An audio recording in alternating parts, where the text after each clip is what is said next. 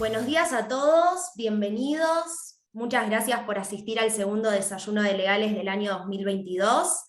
Antes de dar inicio, me presento para los que no me conocen. Mi nombre es Maylen Pogor, soy abogada residida en la Universidad Torcuato Di Tella, socia de la ONG y actualmente coordinadora del área de legales de la ONG Bitcoin Argentina. Antes de presentar formalmente a los expositores que presentarán el tema y darán inicio al desayuno, les quería comentar que la ONG es una organización sin fines de lucro y con fines educativos que promueve y desarrolla el conocimiento y la adopción de las tecnologías descentralizadas en la sociedad actual. Ahora sí, hoy es nuestro segundo desayuno del año. Los temas que trataremos son regulación e imposición cripto, ventajas y desventajas. La idea es poder debatir sobre la regulación en general en materia cripto, sus ventajas y desventajas, y además sobre la regulación contable e impositiva. En principio contaremos con 4 principales expositores en el desayuno del día de hoy. Ellos son expertos en estas temáticas y darán comienzo a este debate. Por un lado contaremos con la presencia de la doctora Joana Faliero, quien es doctora con tesis doctoral distinguida en protección de datos personales de la Facultad de Derecho de la Universidad de Buenos Aires, especialista en Derecho Informático con programa de actualización en Derecho del Consumidor profundizado y abogada en Derecho Empresarial y Privado de la Facultad de Derecho de la Universidad de Buenos Aires, directora del programa de actualización en Data Governance, Data Compliance, InfoSec y Ciberseguridad de la Facultad de Derecho de la Universidad de Buenos Aires, directora del curso independiente de posgrado en criptomonedas y economía digital, blockchain y smart contracts de la Facultad de Derecho UBA, directora del posgrado en Derecho Informático Avanzado, FinTech y RegTech de la Facultad de Derecho de la UP, autora de 4 libros, entre ellos Criptomonedas, la nueva frontera regulatoria del derecho informático, la protección de datos personales y el derecho al anonimato. También nos acompañará el doctor Daniel Ripnik, abogado recibido de la Universidad de Buenos Aires, realizó un máster en Derecho Bancario, Corporativo y Financiero, profesor de grado y posgrado en casas de estudio de Argentina y del exterior, fue autor de docenas de libros y numerosos artículos sobre tributación, monedas fluctuales y resolución de disputas, cofundador de ONG Bitcoin Argentina y fundador de Enterprising. También participarán Marcos Zócaro, quien es contador público, especialista en tributación y magíster en finanzas públicas, se desempeña como asesor fiscal, docente y expositor, es autor de los libros como Una bolsa de impuestos, Manual de criptomonedas y coautor de otras obras, es investigador del Centro de Estudio en Administración Tributaria y miembro de la Asociación de Estudios Fiscales y de la ONG Bitcoin Argentina. Y por último también participará Juan Llanos, quien es experto en cumplimiento financiero, experimentado y especialista certificado en antilavado de dinero. Es mentor, asesor, escritor y orador de empresas emergentes, muy buscado sobre antilavado de dinero, cumplimiento normativo y estrategia de licencias de servicios financieros en el espacio de blockchain y criptográfico. A lo largo de 15 años, Juan co-desarrolló una gama de servicios financieros minoristas mientras ocupaba una serie de puestos de alto nivel en instituciones financieras no bancarias, mientras ganaba una reputación como líder de cumplimiento reconocido internacionalmente. Recientemente fue director de estrategia y operaciones globales de Binance y recientemente se unió a Ripio como director de cumplimiento. Ahora sí, si bien los expositores abrirán el debate, la idea es que todos los que quieran participar puedan tomar la palabra y así generar un intercambio súper enriquecedor. Solamente les pedimos que por favor, para ordenarnos, cuando quieran intervenir, levanten la mano a través del Zoom y les iremos dando la palabra. En principio el desayuno durará 1 hora. Así que bueno, muchas gracias por estar y le cedo la palabra a Juan Llanos, quien comenzará con el desayuno. Muchas gracias. Gracias, Maylen. Buenos días a todos. Y gracias, Daniel, también por pensar en mí para invitarme a este evento. Generalmente me gusta saber quién está en la audiencia para adecuar mis comentarios. Generalmente cuando hay gente no muy especializada en regulación, empiezo dando un resumen del marco regulatorio, de cómo funciona la regulación, y después empezamos a meternos en temas. Mi tema específico, vertical, si se quiere, es la prevención de delitos financieros, aunque hoy en día, como Compliance Officer, uno realmente es un oficial o está a cargo de riesgo holístico, ¿no? Un riesgo a lo largo de varias dimensiones, entonces más horizontalmente. sobre todo ciberseguridad, privacidad de datos, etcétera, como hemos visto que hay otras especializaciones. Simplemente quiero empezar diciendo que hay varios tipos de regulación. Me gusta dar un marco simple de comprensión para tenerlo en la cabeza y entender más o menos cómo guiar la conversación y ver los problemas inherentes que hay en la regulación. Y básicamente todo lo que digo, yo lo he dicho desde hace mucho tiempo, no hay nada nuevo bajo el sol. En realidad no hay nada, absolutamente nada nuevo. Realmente lo que ha cambiado, cuando cambia la infraestructura y la forma de procesar transacciones, la topografía de las redes, ¿no? El funcionamiento, ahí se pone difícil porque la regulación fue escrita hace años para problemas que habían pasado años atrás, hace décadas para problemas que habían pasado años atrás de ese momento. O sea que la reglamentación generalmente está retrasada bastantes décadas con respecto a los problemas actuales. Discúlpenme si hay problemas de conexión, avísenme porque puedo hacer un cambio, tengo un plan B acá de otra red en caso de que haya desconexión. Pero bueno, entonces ya tenemos el primer problema de que hay un retraso regulatorio o descriptivo de los problemas de mercado que supuestamente resuelve la regulación respecto a la actualidad tecnológica. Entonces eso es lo primero que pasa. Pero lo que está pasando también ahora es que hay unas redes que son totalmente, en mi opinión, ya lo he dicho mucho tiempo, incompatibles con la regulación existente. ¿Por qué? Porque si estamos hablando de sistemas que son absolutamente descentralizados, sin control central, de libre acceso para todo el mundo, sin censura, pueden ser usados, copiados, replicados por cualquier persona en cualquier parte del mundo, más allá de las geografías. Todas las características que tienen las blockchains públicas, por lo menos, estamos hablando de tecnología que no está cubierta por los perímetros regulatorios, básicamente, desde ningún aspecto, ni del aspecto prudencial, ni del aspecto de control, ni del aspecto fiscal, ni nada de las cosas de las que se ocupa la regulación. Entonces, tenemos dos problemas. Tenemos retraso y tenemos incompatibilidad entre lo que está descrito por la regulación. La regulación, como ustedes saben, expertos en derecho, la ley requiere definiciones precisas, perímetros exactos, o lo más precisos posibles, aunque hay cierta latitud en la toma de decisiones, en la evaluación, en la graduación de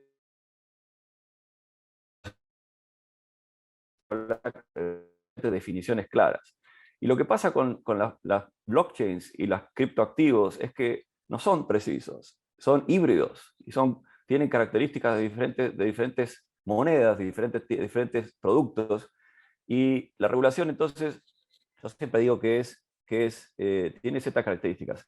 Es específica a la industria, enfocada en los productos, basada en las actividades, dependiente de las jurisdicciones, y se hace cumplir a través de intermediarios.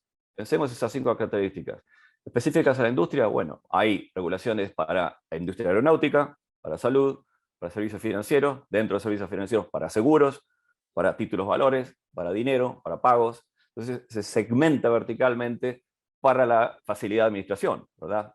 Después tenemos por producto, hay regulaciones para seguro, es un producto, los pagos son otro producto, no sé, en otros ámbitos puede haber, no sé, regulaciones para transporte, etcétera. Es un producto, básicamente, o un coto, ¿no? Una categorización. Y después viene actividades, específicamente servicios financieros, tenemos regulaciones que son basadas en la actividad. Por ejemplo, la emisión de títulos valores, el issuance. La emisión tiene un cuerpo, una serie de obligaciones y de controles específicos. Después tenemos el intercambio, el exchange, ¿no? El intercambio de los activos, de los valores, también tiene que pasar en determinado lugar, con determinados controles, con determinadas autorizaciones y certificaciones. Y después tenemos también otro tipo de actividades, por ejemplo, bueno, el intercambio, issuance, cualquier cosa que tenga que ver con los verbos, básicamente. Eso quiero decir, que más allá del producto en sí, de pagos, seguros, etcétera, están los verbos. Emitir, intercambiar, producir interés, ¿no? Dar interés, staking, ¿no? Todos los verbos que están saliendo ahora, stake, accrue, lend, borrow, todos los verbos que son más fáciles siempre en inglés, ¿no? Jurisdicciones.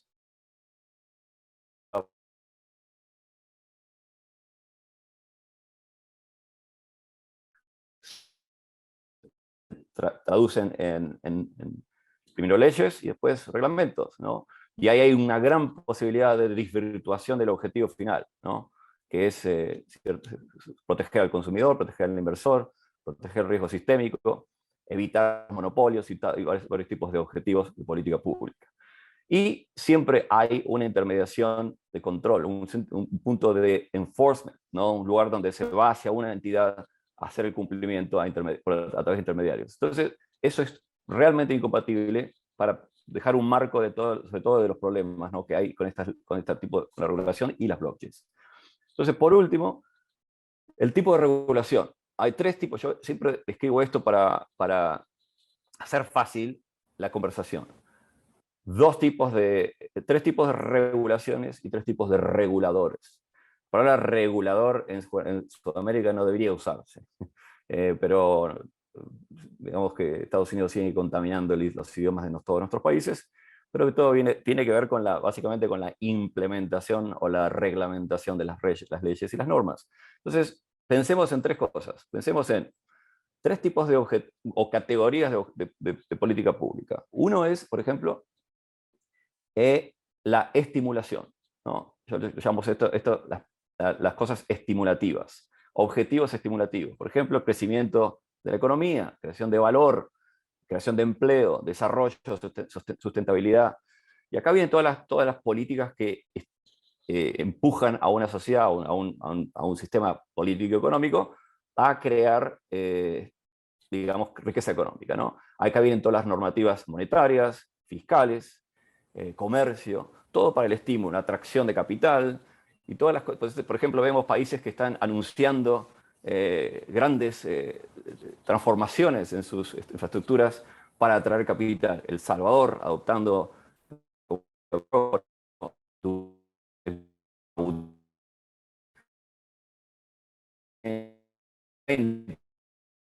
fue el año próximo. Entonces, generalmente es el marketing de los países para atraer, somos innovadores, tenemos zonas francas, etcétera, etcétera. Bueno, esa es la parte estimulativa.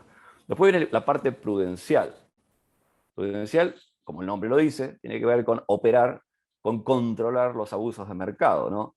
Tanto de intramercado o intermercado. Entonces, acá vienen las protecciones al consumidor, protecciones al inversionista, la seguridad, safety and soundness, como se llama en Estados Unidos, la seguridad y la solidez de las empresas, los participantes del mercado, evitar los riesgos sistémicos, cosas muy oportunas, entre comillas, muy oportuno este desayuno y esta charla, estas 2 semanas, estas 2 o 3 semanas que estamos pasando en el mundo, ¿no? El mundo cripto, porque tiene que ver con esto, ¿no? Con las cosas que se intentan hacer con la regulación y las que faltan hacer. Entonces, este tipo de regulador prudencial es una agencia generalmente del Poder Ejecutivo, que ya están implementando las leyes y emitiendo reglamentaciones, ¿sí? El tema es con el enforcement. ¿Cómo se hace el enforcement? Como dije antes, cómo se hace el enforcement en DeFi, por ejemplo, ¿no? En sistemas descentralizados, donde no hay dueños, no hay intermediarios declarados, y hay robots, básicamente, operando. Y el tercer tipo de regulador, básicamente, es el regulador punitivo, la policía, básicamente, ¿no? Quien es básicamente el law enforcement, que se preocupa, obviamente, por hacer cumplir la ley penal, criminal, evitar que se cometan delitos, evitar que se cometan abusos que transgredan leyes penales o tipos penales, y el objetivo general de lo punitivo es la protección, o sea, luchar contra los delitos y en el caso de Estados Unidos o países grandes es la seguridad nacional, ¿no? Países que enfocan muchísimo su poder punitivo a proteger la seguridad nacional. Israel es un ejemplo. Hay países que tienen mucha policía en ese sentido. Entonces, son tres tipos de reguladores, tres tipos de puntos de vista, tres tipos de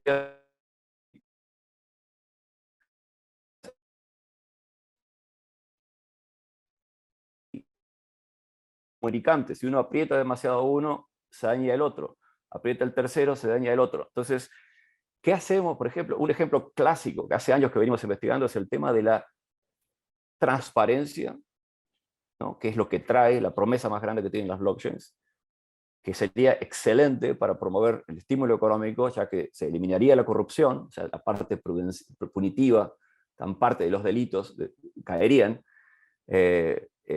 habría más transparencia en las transacciones, pero también se pierde la privacidad, ¿no? Entonces la privacidad es un derecho, y también es importantísimo tener la privacidad y confidencialidad en las transacciones por muchas razones, como derecho humano, como por razones comerciales, por razones de seguridad, incluso personal. Entonces,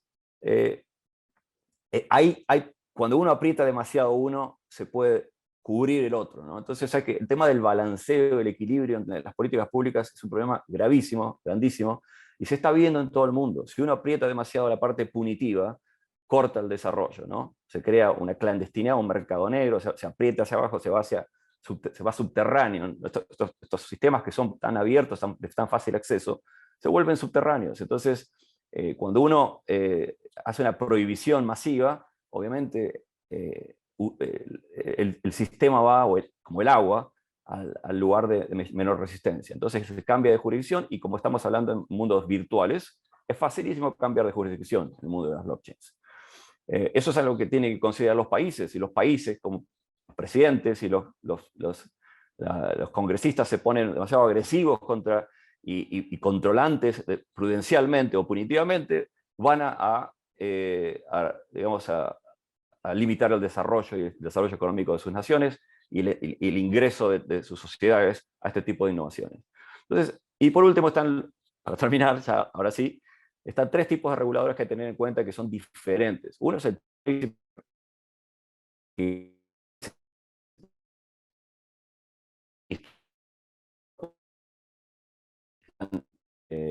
emitidas.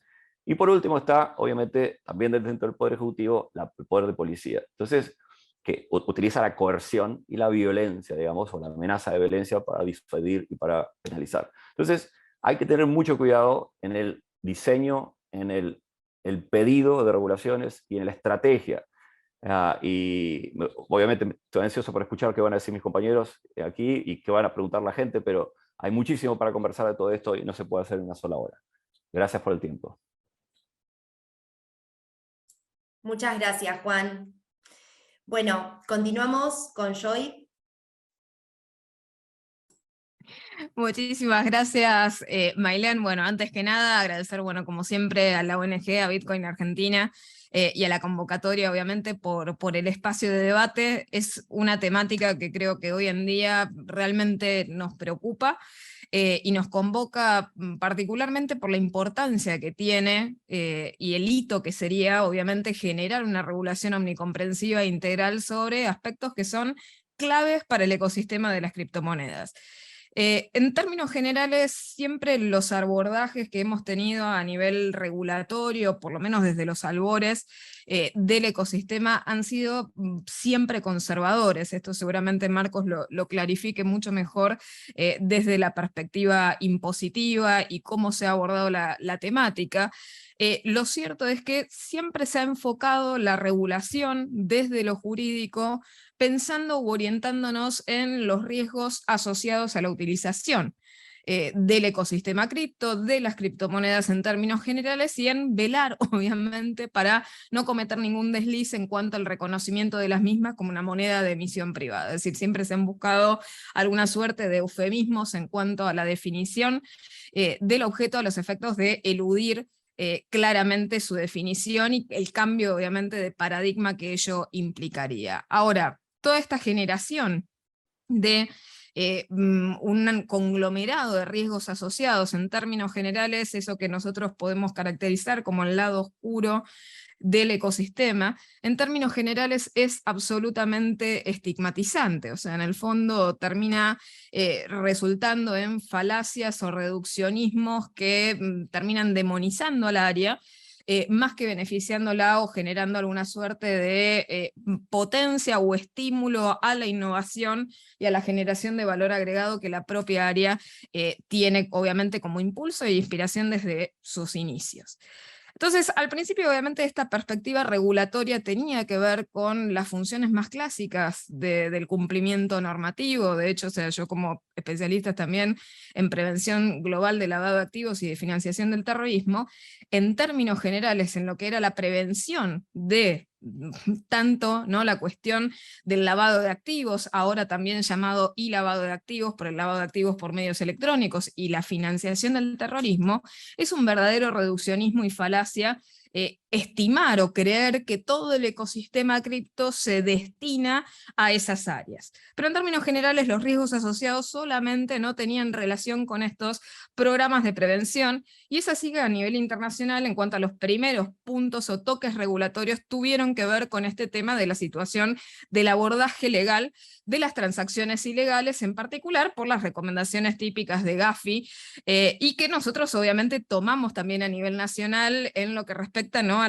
las recomendaciones en el caso de la UIF, la recomendación específica que menciona, ¿no?, por primera vez este concepto de moneda virtual, sin terminar obviamente de delimitarlo, de delinearlo normativamente de forma completa. Entonces, los primeros desafíos regulatorios que siempre hemos tenido fueron el tema del abordaje de la cibercriminalidad. Obviamente por el área de ciberseguridad siempre se ha llegado a ese reduccionismo de que prácticamente todo lo que ocurría malo en materia de cibercriminalidad o mismo de delitos informáticos era pagado con cripto, ¿no? Entonces la idea de todo lo malo ocurre con criptomonedas. Y hoy en día ya hablamos de un género específico de cibercriminalidad, que sería la criptocriminalidad, que es aquella que se lleva obviamente a cabo a través de las monedas, ¿no? Después, la otra problemática está del lado de la arista de la privacidad, el anonimato, en particular con el crecimiento, ¿no? O sea, pensemos desde los albores, el ecosistema cripto siempre tuvo privacidad por pseudonimidad, pero obviamente en el desenvolvimiento del mismo y en los avances que ha tenido a nivel tecnológico, la privacidad siempre fue un bien jurídico muy protegido obviamente por el ecosistema. De allí que el enfoque de la persecución, por ejemplo, en el caso de la cibercriminalidad, debería variar teniendo en cuenta esa característica específica, es decir, no pensar en la transparencia informativa como la obligación o forzar a las personas de carácter privado mostrar y exhibir, transparentar datos personales de carácter privado, sino tener en cuenta obviamente esa arista y cambiar la perspectiva o el enfoque de persecución criminal y de identificación de los intercambios. Obviamente teniendo en cuenta que el ecosistema en sí mismo protege el bien jurídico de privacidad, y claramente hay servicios más avanzados de privacidad avanzada, de anonimato, que toman en cuenta esto con mucha más severidad. O sea, es un ecosistema que desde los albores y aún antes de la imposición que teníamos en el GDPR, estableció que en términos generales los servicios tuvieran privacy by design, privacy by default, security by design, security by default, y trust by design y trust by default. Entonces, en términos generales, eso es algo a tener en cuenta y las normativas no pueden eludir considerar esas cuestiones en particular. Y en lo que respecta también a la última arista, que creo que también obviamente es clave en este tema, es apartarnos un poco tal vez del romanticismo que implicaría, porque yo perteneciendo obviamente al área de compliance y de data compliance, tal vez es un sueño, realmente una utopía la autorregulación, porque claramente a nivel mismo de data compliance no funciona ni ha funcionado. O sea, todo lo que es data ethics washing no es tan eficiente en el ámbito de data compliance como lo es la verdadera regulación en materia de protección de datos personales. Entonces, para proteger a ese público indefenso que son los consumidores y usuarios, en Argentina estamos teniendo una fuerte fenomenología en la que parecemos ser un gran atractor de estafas, ponzis y todo lo malo del ecosistema cripto, como hemos estado viendo en los últimos tiempos, claramente orientado por nuestra crisis a nivel económico.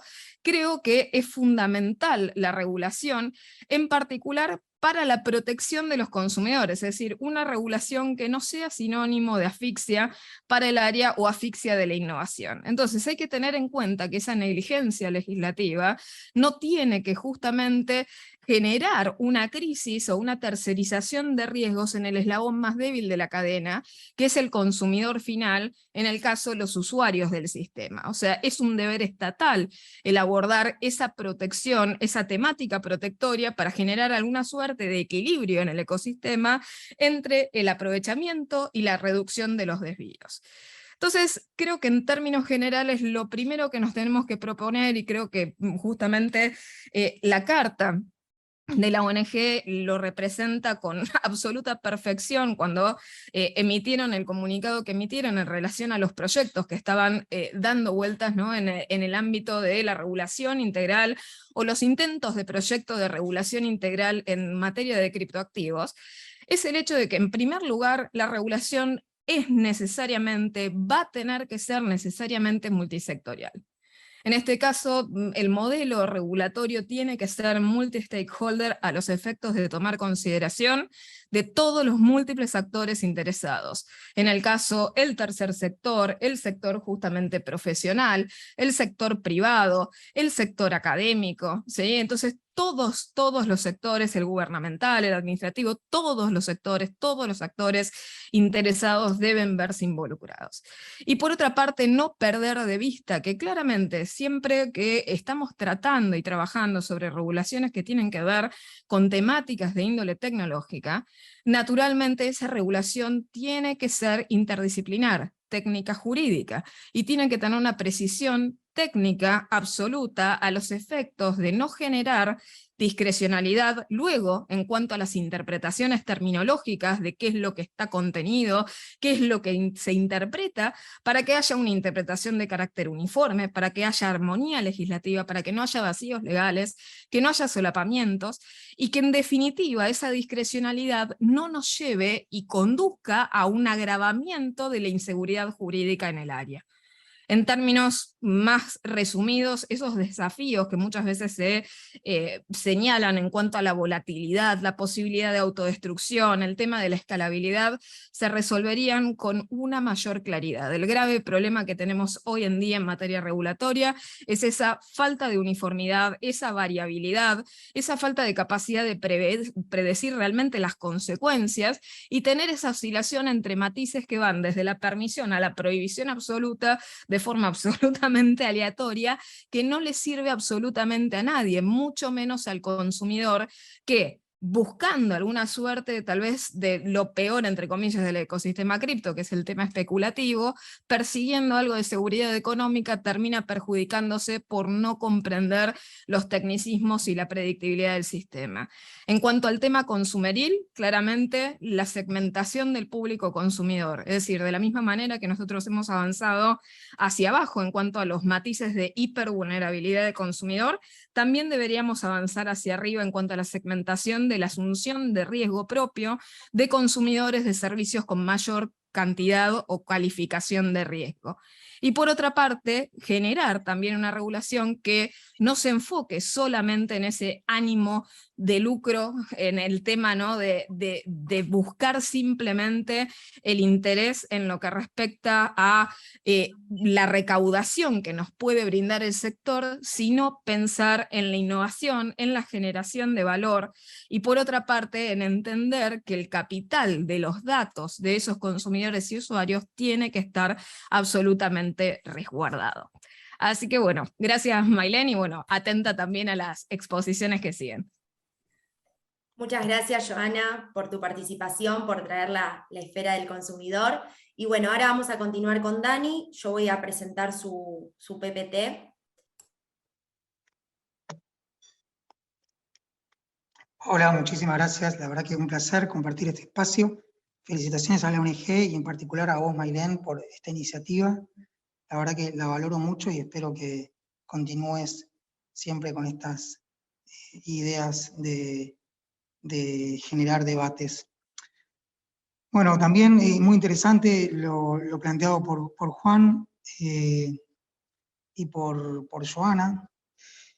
Bueno, mi exposición se va a concentrar en un aspecto muy específico, que es el tema de la regulación de DeFi y de stablecoins.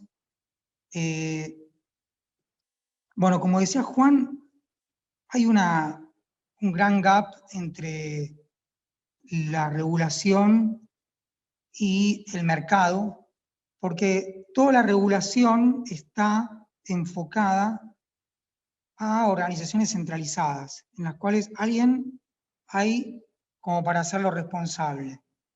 Y así, por ejemplo, en todo lo que tiene que ver con el Gafi, se ha desarrollado todo un modelo que parte de la creación de diferentes tipos de sujetos. El más importante es el proveedor de servicios de activos virtuales, o VASP, como responsable o sujeto obligado del cumplimiento de toda una serie de recomendaciones que los países supuestamente tienen que ir adoptando para estar en cumplimiento con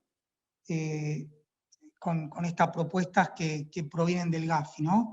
Tengamos en cuenta que la Argentina es miembro del Gafi, tengamos en cuenta que hay un proyecto ya de ley que pasó por un montón de organismos, incluyendo la UIF, que propone la adopción de esta terminología y de este modelo.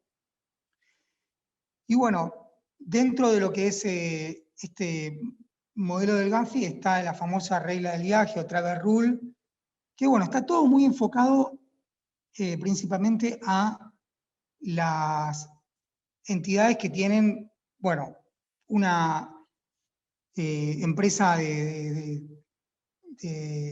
con personas identificables detrás, ¿no? Ya sea un exchange, ya sea un proveedor de servicios de custodia.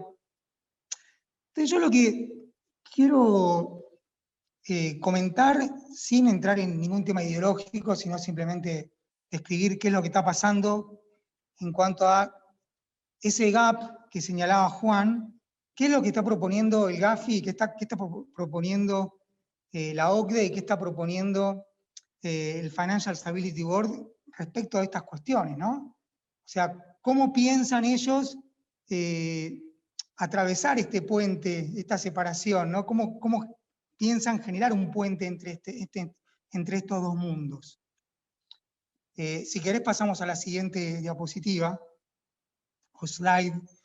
Y bueno, la verdad que la manera en la que está actuando este mundo de organizaciones, principalmente bueno, el Gafi, la OCDE y el Financial Stability Board, me hace mucho acordar a este personaje de Tim Burton, Edward Manos de Tijera, ¿no? Porque realmente están con una actitud y con propuestas que, como vamos a ver, pueden provocar mucho daño en la innovación, daños en derechos fundamentales como derecho a comunicarse, a expresarse, el derecho, incluso hasta derechos digamos, muy fundamentales como el derecho de privacidad, derecho a ejercer una industria, derecho a publicar una idea. Y todo esto no es algo que estoy hablando de una película o una serie como Black Mirror, sino que está ocurriendo hoy en día, y son propuestas que está sacando el Gafi, que está sacando la OCDE, en línea con, bueno, los peores escenarios que uno se puede imaginar de esa famosa serie Black Mirror, ¿no? Pasemos a la siguiente. Como para ir concretando, ¿no? Si vemos, por ejemplo, qué es lo que propone el Gafi con respecto a todo lo que son finanzas descentralizadas, que es básicamente atribuirle el carácter de responsable como proveedor de servicios virtuales a cualquier persona que pueda ser considerado el creador, el propietario, el operador, o cualquier persona que pueda llegar a tener un control o influencia sobre una plataforma, o, bueno, se me hace un poquito chiquita la letra porque estoy con el celular, como para verlo. Y básicamente, cualquier persona que haya participado en el desarrollo, que pueda tener alguna influencia en el desarrollo de estas plataformas de DeFi, se le puede llegar a atribuir la responsabilidad como básicamente el equivalente a lo que sería un proveedor de servicios de activos virtuales. O sea que se lo considera como el centro de todas las obligaciones de un sujeto obligado a estas personas, ¿no? O sea, una persona, tengamos en cuenta que estamos hablando de, como decía Juan, de protocolos que pueden ser copiados, que pueden ser modificados por cualquiera porque es de código abierto. Esto desde ya que es muy peligroso porque en el mundo de la gente que se dedica a compartir ideas o a promover cambios en estos ecosistemas, cualquier persona puede proponer un cambio, puede ser adoptado por alguna parte del ecosistema, no por todos, y la verdad que se hace muy peligroso darle esta posibilidad a una entidad gubernamental de ir, digamos, se puede transformar tranquilamente en una casa de brujas, de ir en busca de cualquier persona que, no sé, haya propuesto una coma de un cambio de un código de una de estas plataformas. Y si pasamos al siguiente slide, vemos que también el Gafi propone que los países puedan tomar medidas alternativas en los casos en que no fuera posible identificar este tipo de personas, como por ejemplo, bueno, básicamente propone que se puedan involucrar en estas comunidades, ¿no? Casi como espías, ¿no? Y bueno, básicamente con la facultad de hacer lo que quieran, ¿no? Incluso, bueno, sabemos, bueno, en el proyecto de ley que se dio a conocer hace poco en la Argentina, la UIF sin una orden judicial puede congelar cuentas. Prácticamente podría llegar a tener un organismo de este tipo la facultad, según estas propuestas, de censurar directamente el acceso, como ocurre en los países más totalitarios, de páginas web, del uso de VPNs y toda una serie de medidas que van realmente en contra de todo lo que la sociedad moderna ha logrado avanzar en términos de libertades.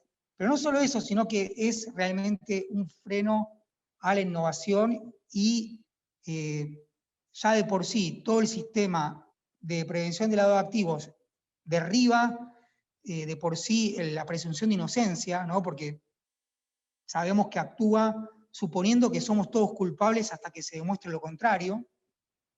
Esto directamente te pueden prohibir, por ejemplo, que te conectes a internet porque vos colaboraste o se supone que colaboraste con algún tipo de propuesta que tal vez la publicaste en Reddit, y eso ya te puede hacer ser sospechoso de que vos fuiste el que realizó algún tipo de cambio en el código o que sos el administrador de una plataforma, ¿no?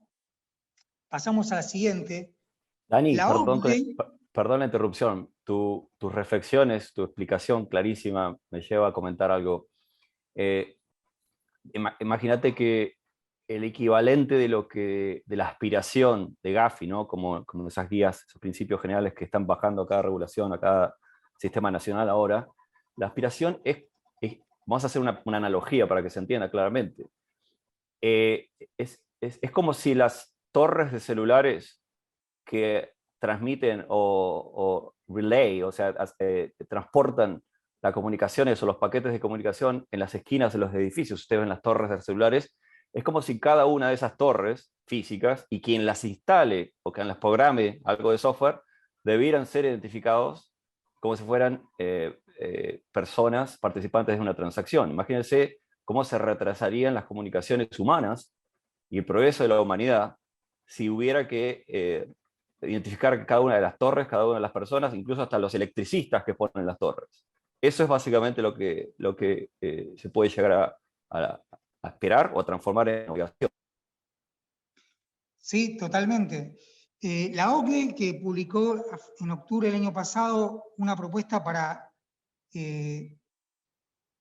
que el mundo de criptoactivos se incorpore al mundo de lo que es el intercambio de información fiscal internacional, conocido como Common Reporting Standard, o CRS o CRS, lo llama Crypto Asset Reporting Framework, marco de información de criptoactivos, que toda la infraestructura sobre la que ya estuvo trabajando el Gafi se apalanca sobre toda esa infraestructura, olvidándose de que en realidad hay todo un tema de privacidad fundamental, que si se le permite a las autoridades fiscales acceder a la información que es compartida o que es utilizada o que es, bueno,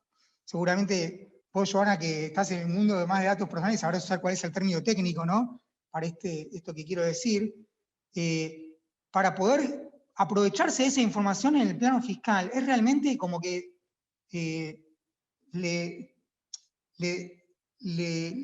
armaron todo un circo bajo el nombre de prevención de lavado de activos, para después usar toda esa infraestructura para todo el tema de compartir esa información a los fines fiscales, ¿no?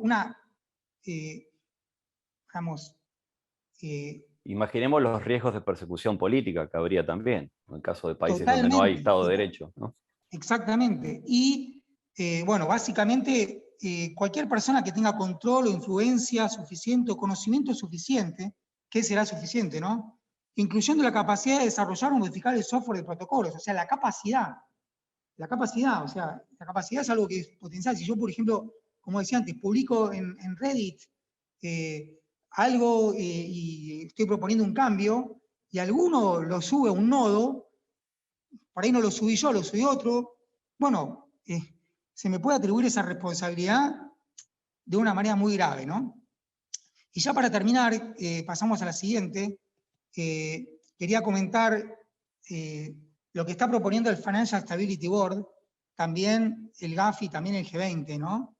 Que es que no solo el monitoreo se realice de forma continua y digamos, ongoing, sino que anticipada. Eso significa que si a mí, por ejemplo, se me ocurre, mirá, me gustaría, a mí no se me va a ocurrir porque no tengo la capacidad técnica para hacerlo, ¿no? Crear una stablecoin con una determinada característica, como por ejemplo ocurrió con el proyecto de Libra de Facebook, que nunca pudo salir a la luz justamente por todo lo que implicó de presión, ni siquiera regulatoria, porque no había nada para regular, porque no había nada que se haya implementado, ¿no?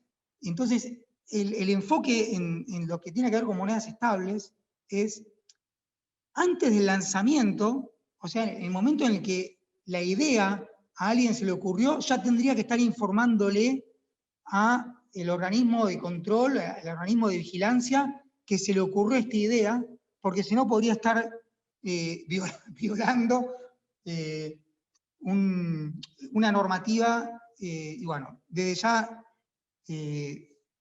esto es muy peligroso y abre la puerta a lo peor que se nos puede ocurrir desde el punto de vista de persecución política, control tipo Black Mirror. Es un retroceso tremendo en materia de regulación. Bueno, muchas gracias y perdón si me extendí unos minutos más. Gracias, Dani. Gracias por brindarnos tu expertise. Y bueno, ahora sí vamos a cerrar con el último expositor del desayuno del día de hoy. Marcos, tomás la palabra.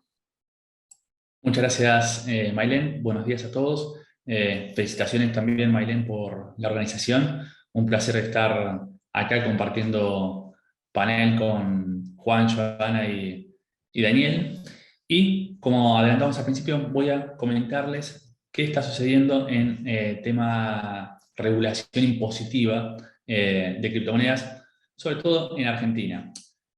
Antes que nada, los impuestos, como ya estamos acostumbrados, ya existen y son muchos. O sea, no es que faltan impuestos, lo que tenemos que analizar, obviamente, de acuerdo a la actividad o acto que llevamos a cabo, es si, de acuerdo a la legislación propia de cada impuesto, se está comprendido, se está alcanzado justamente por dicho impuesto, si existe hecho imponible. Como comentaba Juan, las leyes, no solo argentinas, sino a nivel mundial, fueron hechas hace años y tardan en adaptarse a las nuevas tecnologías. Lo que sucedió en Argentina fue que a partir del 2018, en realidad 2017, con la reforma tributaria de la ley 27430, se empezó muy tímidamente a querer regular específicamente, en términos impositivos, estoy hablando, a operaciones con criptoactivos.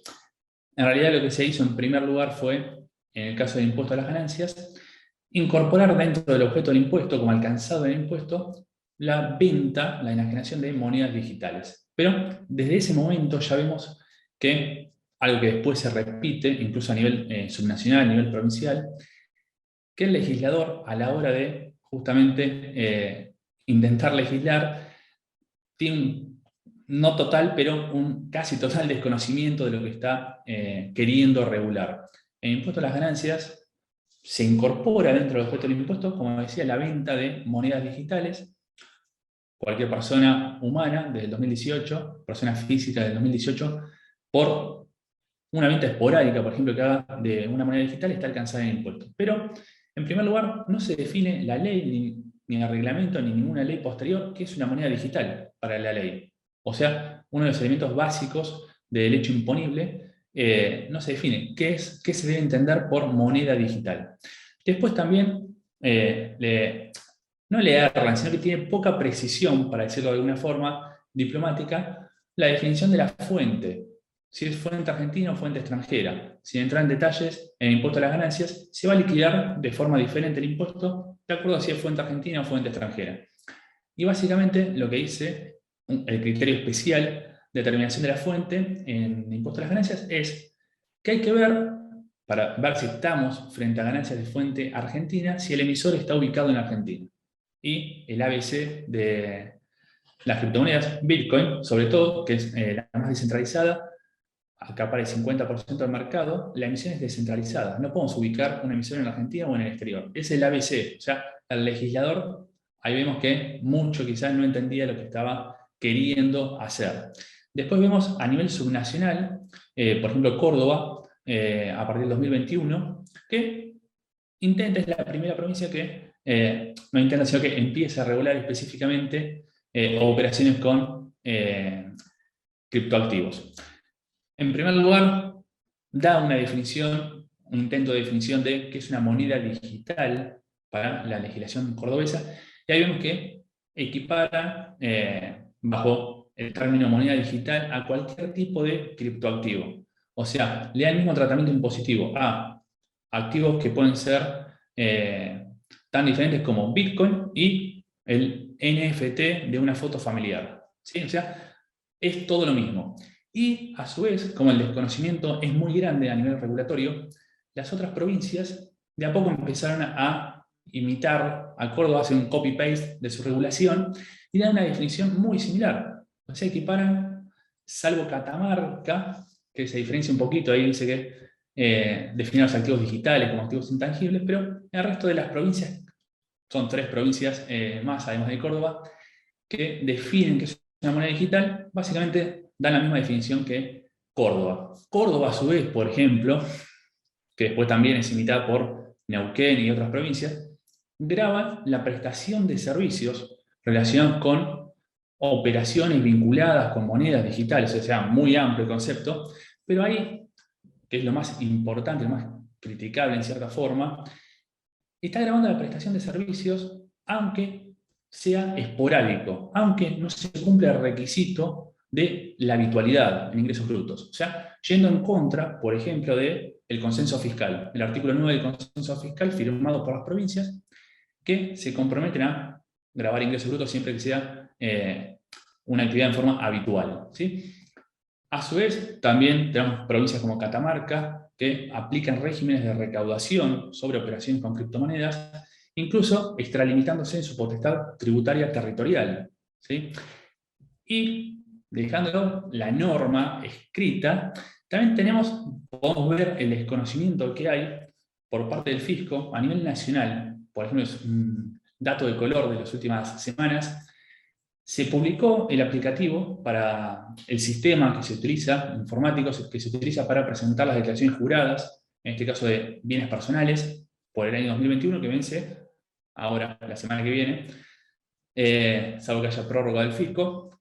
Y en el aplicativo, AFIP, que en bienes personales, la ley de bienes personales no habla específicamente de ningún tipo de criptoactivo, por eso está la duda de si está grabado o no, que habría que ver de qué tipo de criptoactivo estamos hablando. Bitcoin es inmaterial, pero puede ser diferente un security token, pero bueno, sin meternos en detalles y para ver el desconocimiento por parte del fisco, en este aplicativo, si vemos, entramos en la sección de otros bienes, ahí el fisco, desde este aplicativo, da un detalle, o mejor dicho, ejemplos de monedas virtuales. ¿Sí? Pone monedas virtuales, ejemplos de monedas virtuales para cargar en el aplicativo, y después otras, un etcétera legal. Pero en los ejemplos que da de monedas virtuales, en vez de poner monedas virtuales, pone blockchains. O sea, no sabe aparentemente ni la diferencia entre el token nativo y la blockchain correspondiente, ¿sí? En vez de poner Ether o Ether, pone Ethereum, ¿sí? O sea, vemos que hay un desconocimiento total por parte no solo del legislador, sino del regulador, también por parte del fisco, a la hora de hacer algo tan simple como un aplicativo. Por eso, creo yo, ya para ir finalizando, que antes de emitir cualquier norma o cualquier regulación puntual, los legisladores deberían asesorarse correctamente, estudiar correctamente el ecosistema para no terminar emitiendo normas que entorpezcan el desarrollo del ecosistema, que no crean que el ecosistema es el enemigo, que el sector privado es el enemigo. Por ejemplo, tenemos normas impositivas como la del año pasado, el decreto 796, que lo que hizo fue impedir que determinados contribuyentes pudieran seguir gozando de exenciones del impuesto al cheque, el impuesto a los débitos y créditos bancarios, siempre que los movimientos de fondos estén vinculados con operaciones con criptoactivos, compra-venta de criptomonedas, ¿sí? O sea, impiden una exención, o bueno, tenemos, dejándolo el punto de vista impositivo, también la comunicación 7506 del Banco Central de las últimas semanas, que impidió que los bancos facilitaran el acceso de las criptomonedas a sus clientes. El famoso caso del Banco Galicia, que tomó la delantera con la asociación con Lirium, ¿sí? La empresa de capitales argentinos, pero radicada en Europa.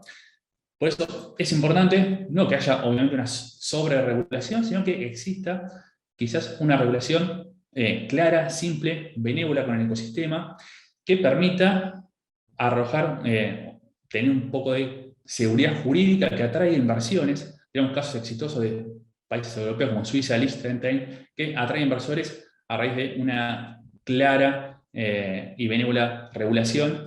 Y bueno, siempre de vuelta, antes de regular, el legislador debería estudiar correctamente el ecosistema y ver los pros y contras de la regulación y los efectos que puede causar, como cualquier impuesto. A la hora de establecerse, hay que analizar el efecto que puede tener en la economía.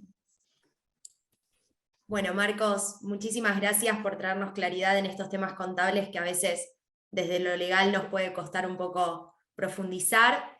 Y bueno, ahora ya estaríamos dando lugar a algunas preguntas. La verdad es que nos queda poco tiempo, de todos modos pueden dejar sus preguntas en el chat y las iremos respondiendo. Acá los expositores fueron dejando sus redes también para que los contacten en todo caso. Así que bueno, si alguno tiene alguna pregunta, puede levantar la mano y le cedemos la palabra.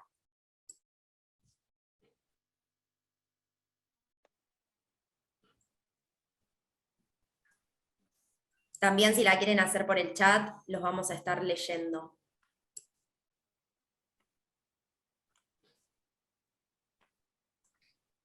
Justo estuvimos con el tiempo. Un cronómetro. Justo. Totalmente. Perfecto fue. A ver, ¿Llegó acá tenemos, alguna pregunta? sí, una de Marianela, si querés hacerla en voz alta. Hola, ¿qué tal? Buenos días, ¿cómo están? Buenos días. Mi pregunta deviene porque hace poquito asistí también a otra conferencia sobre criptoactivos, que estaba más orientado más que nada a cibercrimen, y alguien mencionó de tener presente a los criptoactivos como derechos exigibles. Eso, o sea, ¿ese punto de vista cambiaría la parte, digamos, la fiscalidad sobre los criptoactivos? ¿Cómo creen que se podría resolver? No sé si se entiende la pregunta. Bueno, hay criptoactivos que son derechos exigibles, todo lo que tiene que ver, por ejemplo, con security tokens, en el que es el equivalente a lo que sería una acción, un bono, y hay otros criptoactivos que no tienen, no hay un, como se llama, un IOU, digamos, ¿no? Una contraprestación por parte de alguien hacia un acreedor. No dejan de ser derechos, lo que pasa es que son derechos que no tienen la característica de tener una exigibilidad hacia alguien en particular. Eso es lo que, por lo menos, yo puedo aportar. En lo que respecta, y para agregarte, Marianela, a lo que decía Daniel, en el ámbito de lo que es ciberseguridad, en términos generales, lo que sucede es que se busca linealmente el tema de trazabilidad y autoría. Por eso siempre, ¿no?, se busca de algún modo adjudicar lo que sea a quien sea con tal de encontrar un nombre. Y el problema es que en términos generales en materia de forencia, o sea, informática forense, que se realiza específicamente en materia de ciberseguridad y en lucha contra lo que podría denominarse criptocriminalidad o cibercriminalidad relacionada al ámbito cripto, en términos generales no hay conocimientos suficientes para hacer, entre otras cosas, ingeniería reversa de blockchain. Entonces, por esto este tema de adjudicar, y me sumo también a lo que justamente mencionaba Dani en su exposición previamente, la perspectiva de ciberseguridad de tomar cierto tipo de cuestiones como conductas de riesgo, entre comillas, peligro abstracto, lo que termina pervirtiendo el estado de inocencia a los efectos de generar alguna cierta conciencia sobre determinadas cuestiones que sean tenidas en cuenta como temas peligrosos. Ejemplo, anonimato, el impedimento de cualquier tipo de cuestión que obstaculice la trazabilidad directa, la autoría directa, es decir, utilizar herramientas asociadas a privacidad avanzada, anonimato, cualquier tipo de cuestión que obstaculice la investigación directa y la obtención de esa trazabilidad por las vías tradicionales. Entonces es una perspectiva también sobre el enfoque de la persecución sobre cibercriminalidad, que hoy en día sigue siendo lamentablemente muy tradicional y para la cual es mucho más sistémico y conveniente demonizar a todo en términos generales, generar perspectivas más tradicionales, al estilo adjudicar el tema a una persona específicamente, a los efectos justamente de adjudicar las consecuencias de manera directa. Me tengo que ir yo. Quiero agregar simplemente agradecer y decir que básicamente, más que meternos en los detalles técnicos, habría que exigir las cosas básicas, ¿no? Profundidad de análisis, responsabilidad de los funcionarios públicos, de quien está del otro lado creando herramientas, instituciones que van a perdurar en el tiempo.